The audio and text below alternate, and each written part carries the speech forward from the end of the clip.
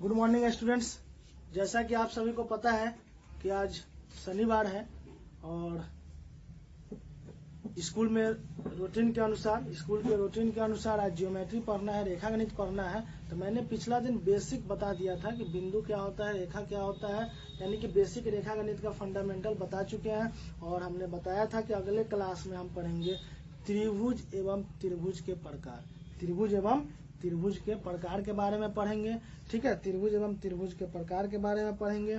तो चलिए देखते हैं कि त्रिभुज लिखिएगा, त्रिभुज एवं उनके प्रकार। ठीक है, त्रिभुज एवं उनके प्रकार। तो त्रिभुज तो सबसे पहले है कि त्रिभुज क्या होता है। सबसे पहले है त्रिभुज क्या होता है। त्रिभुज क्या होता है? तो त्रिभुज त्रिभुज, भुज यानी भुजा, त्रिभुज भुज यानी भुजा, त्रि मीन्स तीन, त्रि मीन्स तीन, यानी कि तीन भुजाओं से घिरे या बंद आकृति को क्या बोलते हैं? त्रिभुज कहते हैं।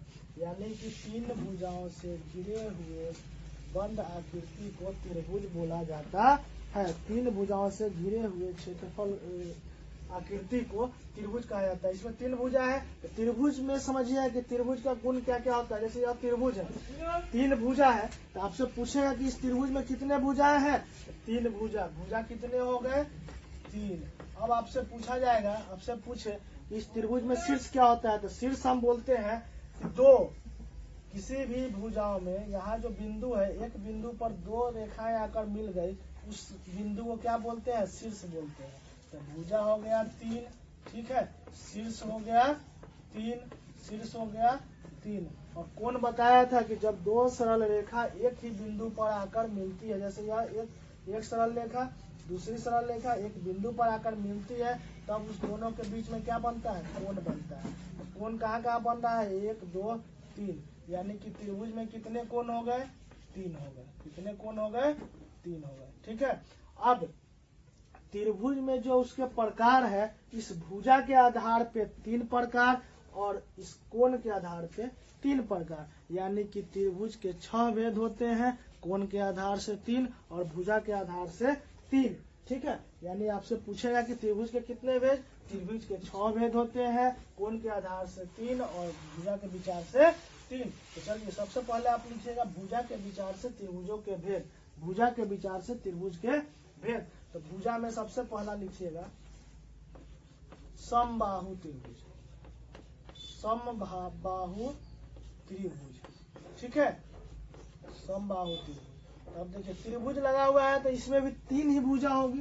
त्रिभुज का प्रकार है तो तीन ही भुजा होगी, लेकिन नाम को समझिए, नाम समझ लिए तो परिभाषा। समबाहु, सम मतलब होता है समान, सम मतलब होता है समान, बाहु का मतलब होता है भुजा। क्या होता है?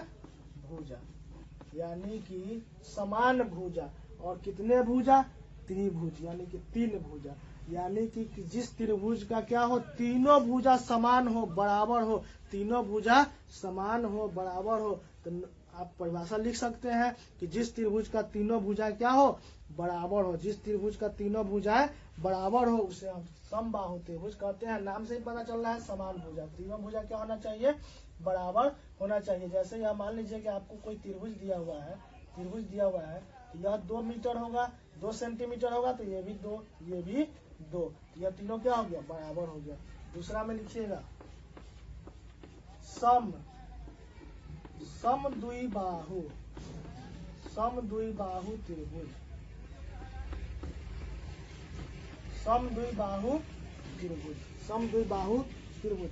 समद्विबाहु त्रिभुज में क्या होता है कि देखिए नाम को समझिए, सम यहाँ पे भी है समान, और द्वि का मतलब होता है दो, द्वि का मतलब दो, बाहु का मतलब होता है भुजा। क्या होता है? भुजा। यानी कि दो भुजा क्या होना चाहिए? समान होना चाहिए। दो भुजा समान होना चाहिए, समान मतलब बराबर होना चाहिए। तो इसका परिभाषा आप लिखिएगा, जिस त्रिभुज के केवल दो भुजाएं बराबर हो, तीन भुजा है उनमें से दो भुजा बराबर होना चाहिए। जैसे आपको अगर मान लेते हैं कि हम बोल दें यह त्रिभुज है, यह त्रिभुज है, ठीक है, यह त्रिभुज दिया हुआ है और इस त्रिभुज का मान लेते हैं कि यह 3 सेंटीमीटर है और यह 5 सेंटीमीटर है। ठीक है, 5 सेंटीमीटर है तो बराबर है, दो भुजा क्या है बराबर है और तीसरी भुजा बराबर नहीं है। तो समद्विबाहु त्रिभुज में क्या हो गया, केवल दो भुजाएं बराबर हो गए। अब लास्ट लिखिएगा इसका तीसरा, क्योंकि भुजा के विचार से 3 होते हैं तो 3 नंबर में लिखिएगा विषम बाहु।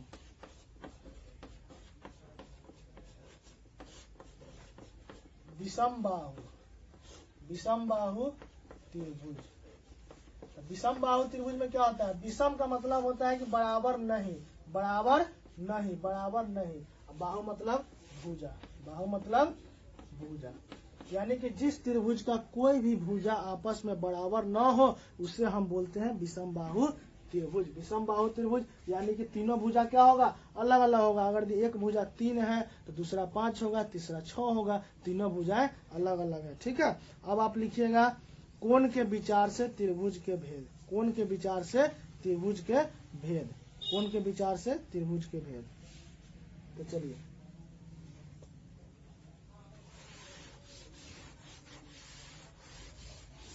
कोण के विचार से त्रिभुज के भेद में सबसे पहला आप लिखिएगा समकोण, समकोण त्रिभुज, समकोण त्रिभुज। त्रिभुज को हम डायरेक्ट लिख सकते हैं इस तरह से, त्रिभुज छोटा बना दिए समकोण त्रिभुज। तो समकोण त्रिभुज, जिस त्रिभुज का एक कोण समकोण हो। तो कोण में हमको पढ़ना है कोण का जो भेद होता है समकोण, न्यून कोण और अधिक कोण। इसलिए हम बोलते हैं कि एक कोण समकोण हो। तो समकोण हम उसको बोलते हैं जो किसके बराबर हो, 90 डिग्री के बराबर हो, जिसका एक कोण 90 डिग्री के बराबर हो। जैसे यह समकोण है तो 90 डिग्री सीधा बना, सीधा बन गया और त्रिभुज बनाना है तो यह हमारा क्या हो गया, समकोण हो गया। एक कोण 90 डिग्री हो गया, ठीक है, समकोण हो गया, यह त्रिभुज हो गया और एक कोण 90 डिग्री। तो समकोण में लिखेंगे जिस त्रिभुज का एक कोण 90 डिग्री के बराबर हो उसे समकोण त्रिभुज कहते हैं। जिस त्रिभुज का एक कोण 90 डिग्री के बराबर हो उसे समकोण त्रिभुज कहते हैं। ठीक है, जिस त्रिभुज का एक कोण 90 डिग्री के बराबर हो उसे समकोण त्रिभुज कहते हैं। नेक्स्ट में लिखिएगा न्यून कोण त्रिभुज।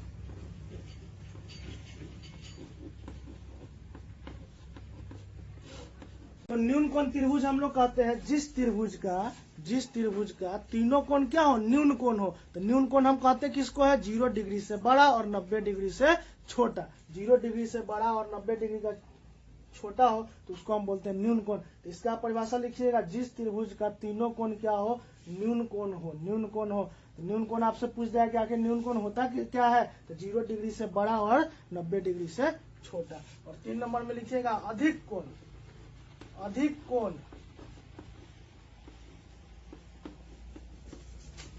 अधिक कोण त्रिभुज, अधिक कोण त्रिभुज जिस त्रिभुज का एक कोण अधिक कोण हो, एक कोण अधिक कोण हो, जिस त्रिभुज का एक कोण अधिक कोण हो। अर्थात क्या होता है, एक कोण अधिक कोण कहने का अर्थ है कि अधिक कोण आपसे पूछा जाए तो वो होता है 90 डिग्री से बड़ा, 90 डिग्री से बड़ा और 180 डिग्री से छोटा। 180 डिग्री से छोटा, 90 डिग्री से बड़ा और 180 डिग्री से छोटा को बोलते हैं अधिक कोण। ठीक है, तो एक कोण क्या होना चाहिए, 90 डिग्री से बड़ा और 180 डिग्री से छोटा। और इसमें क्या होना चाहिए, न्यून कोण में 0 डिग्री से बड़ा और 90 डिग्री से छोटा। देखिए एक चीज हमेशा याद रखिएगा, त्रिभुज में एक चीज हम बताना भूल गए हैं पीछे। तो त्रिभुज में जो होता है तीनों कोणों का योग, तीनों कोणों का योग 180 डिग्री के बराबर होता है। त्रिभुज में तीनों कोणों का योग 180 डिग्री के बराबर होता है। तो आपसे पूछ देता है कि आखिर समकोण में एक कोण 90 डिग्री है तो बाकी बचे दोनों कोणों का माप क्या होता है। तो दोनों कोणों का माप क्या होगा, 90 डिग्री हो गया तो 90 बाकी बच गया ना, क्योंकि तीनों कोणों का योगफल, त्रिभुज के तीनों कोणों का योगफल 180 डिग्री। तो दोनों का आप यहाँ पे क्या हो जाएगा, 45-45। ठीक है, समकोण में दोनों 45-45। ठीक है, तो उस तरह से आपको एक कोण पता होगा तो आप दूसरा कोण निकाल लीजिएगा, दूसरा कोण पता होगा तो तीसरा कोण निकाल लीजिएगा। कैसे, क्योंकि तीनों कोणों का योगफल 180 डिग्री होता है। ठीक है, तो उम्मीद है कि आप त्रिभुज एवं त्रिभुज के प्रकार समझ गए होंगे। तो आप इसको कॉपी पे नोट डाउन कर याद कीजिएगा। इस पर हम नेक्स्ट डे क्वेश्चन देखेंगे। आज के लिए इतना ही, धन्यवाद।